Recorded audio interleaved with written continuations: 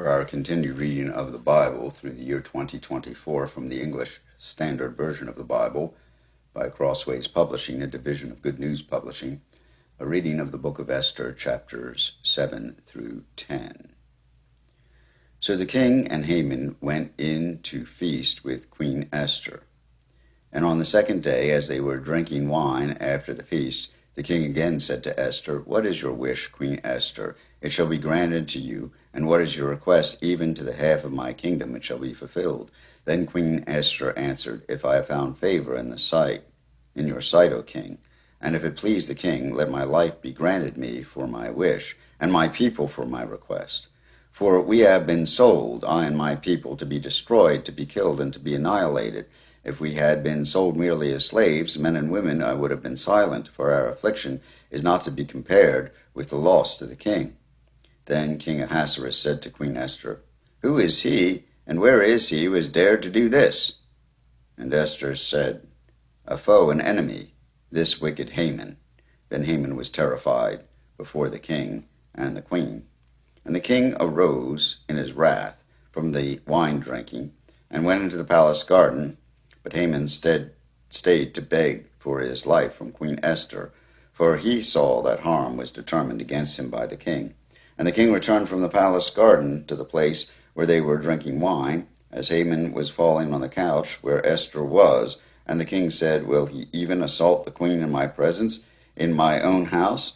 As the word left the mouth of the king, they covered Haman's face. Then Harbona, one of the eunuchs in attendance on the king, said, "Moreover, the gallows that Haman has prepared for Mordecai, whose word saved the king, is standing at Haman's house, 50 cubits high."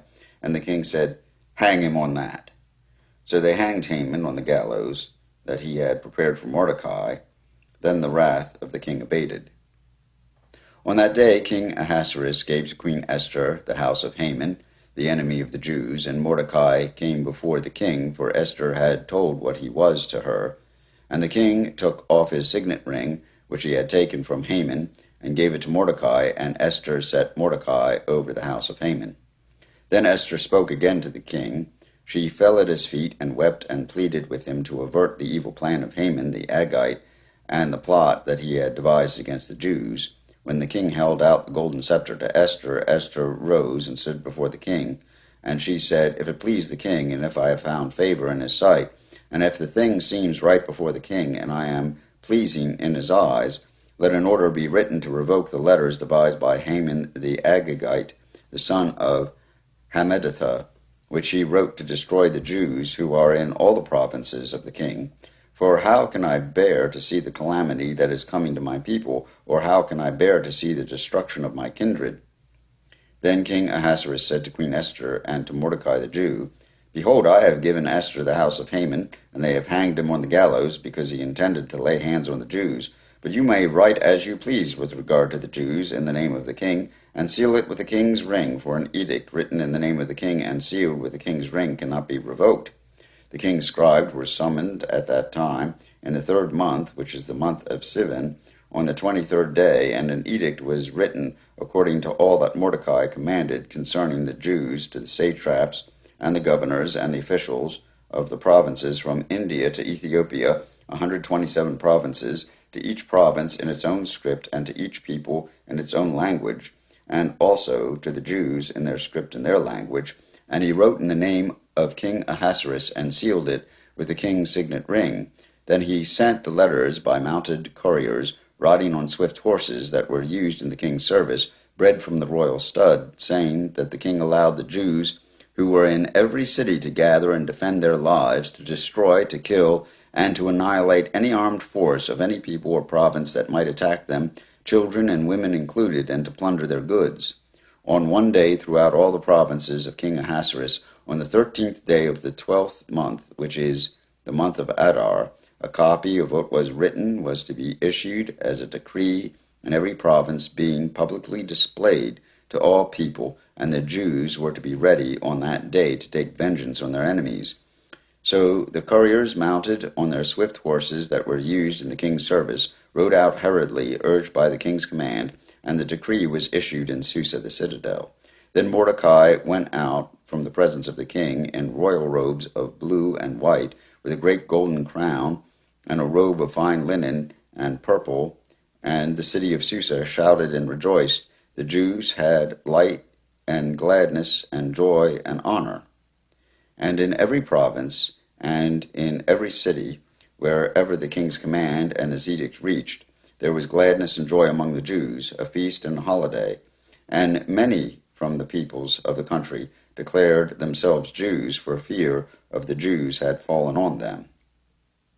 Now, in the 12th month, which is the month of Adar, on the 13th day of the same, when the king's command and edict were about to be carried out, on the very day when the enemies of the Jews hoped to gain the mastery over them, the reverse occurred.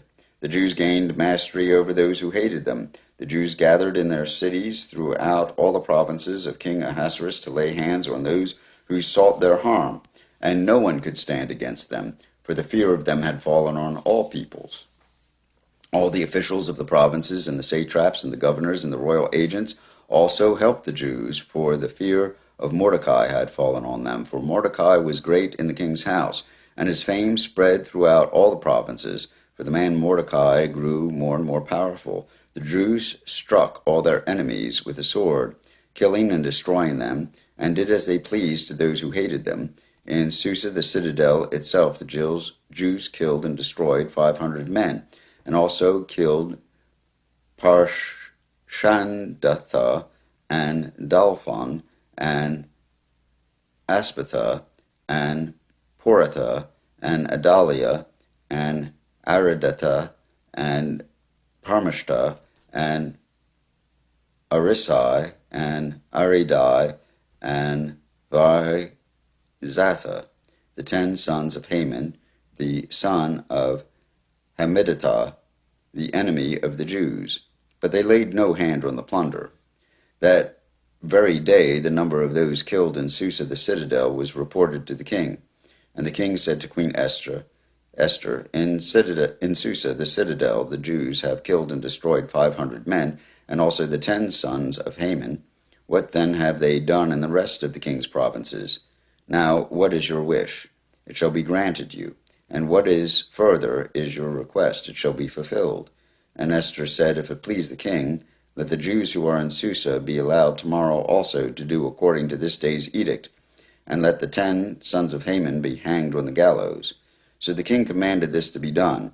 A decree was issued in Susa, and the 10 sons of Haman were hanged. The Jews who were in Susa gathered also on the 14th day of the month of Adar, and they killed 300 men in Susa, but they laid no hands on the plunder. Now the rest of the Jews who were in the king's provinces also gathered to defend their lives, and got relief from their enemies, and killed 75,000 of those who hated them, but they laid no hands on the plunder. This was the 13th day of the month of Adar, and on the 14th day they rested, and made that day a day of feasting and gladness. But the Jews who were in Susa gathered on the 13th day and on the 14th day, and rested on the 15th day, making that a day of feasting and gladness. Therefore the Jews of the villages who lived in the rural towns hold the 14th day of the month of Adar as a day for gladness and feasting, as a holiday, and as a day on which they send gifts of food to one another. And Mordecai recorded these things, and sent letters to all the Jews who were in all the provinces of King Ahasuerus, both near and far, obliging them to keep the 14th day of the month of Adar, and also the 15th day of the same, year by year, as the days on which the Jews got relief from their enemies, and as the month that had been turned for them from sorrow into gladness, and from mourning into a holiday, that they should make them days of feasting and gladness, days for sending gifts of food to one another, and gifts to the poor. So the Jews accepted what they had started to do, and what Mordecai had written to them. For Haman the Agagite, the son of Hammedatha, the enemy of all the Jews, had plotted against the Jews to destroy them, and had cast pur, that is, lots, to crush and to destroy them. But when it came before the king, he gave orders in writing that his evil plan that he had devised against the Jews should return on his own head, and that he and his son should be hanged on the gallows. Therefore they call these days Purim, after the term Pur. Therefore, because of all that was written in this letter, and what they faced in this matter, and what had happened to them, the Jews firmly obligated themselves and their offspring and all who joined them, that without fail they would keep these 2 days according to what was written, and at the time appointed every year, that these days should be remembered and kept throughout every generation, in every clan, province, and city, and that these days of Purim should never fall into disuse among the Jews, nor should the commemoration of these days cease among their descendants. Then Queen Esther, the daughter of Abihail, and Mordecai the Jew, gave full written authority confirming the second letter about Purim. Letters were sent to all the Jews to the 127 provinces of the kingdom of Ahasuerus, in words of peace and truth, that these days of Purim should be observed at their appointed seasons, as Mordecai the Jew and Queen Esther obligated them, and as they had obligated themselves and their offspring with regard to their fasts and their lamenting. The command of Esther confirmed these practices of Purim, and it was recorded in writing. King Ahasuerus imposed tax on the land and on the coastlands of the sea, and all the acts of his power and might, and the full account of the high honor of Mordecai, to which the king advanced him, are they not written in the book of the Chronicles of the kings of Media and Persia? For Mordecai the Jew was second in rank to King Ahasuerus, and he was great among the Jews and popular with the multitude of his brothers, for he sought the welfare of his people, and spoke peace to all his people. Here ends the reading of Esther chapters 7 through 10 in the English Standard Version of the Bible by Crossways Publishing, a division of Good News Publishing of Wheaton, Illinois, and the ending of the reading of the book of Esther in the English Standard Version of the Bible.